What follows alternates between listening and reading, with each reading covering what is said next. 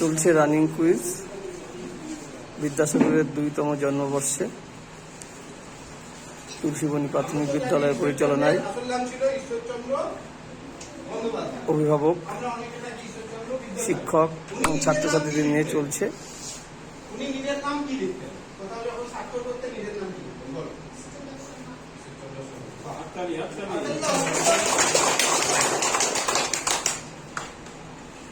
ঈশ্বরচন্দ্রের বিদ্যাসাগর তো উপাধি, তাই তো?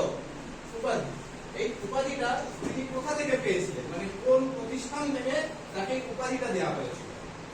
বল। কলকাতা সংস্কৃত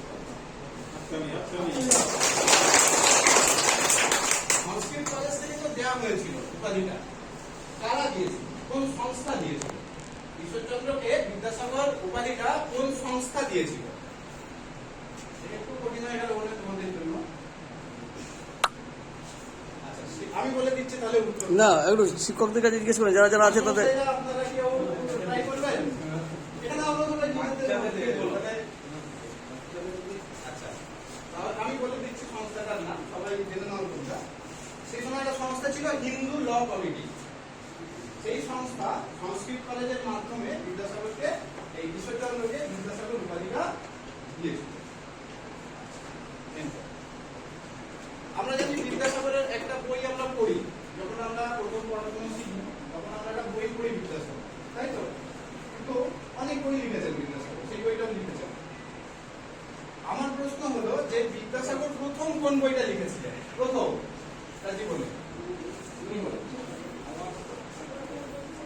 না। আচ্ছা, যারা হাত তুলবে তারা কিন্তু তুলে রাখবে, হ্যাঁ, তাহলে আমার বুঝতে সুবিধা।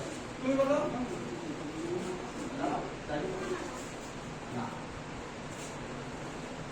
তুমি বলো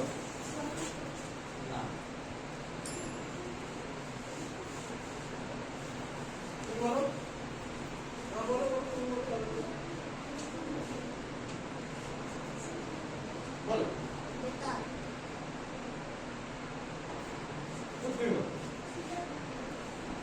আচ্ছা, এইটা আপনারাই সবাই বলবেন। বইটার নাম হলো বেতাল পঞ্চবিংশতি।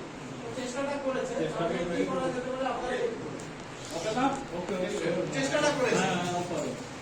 হাততালি দাও।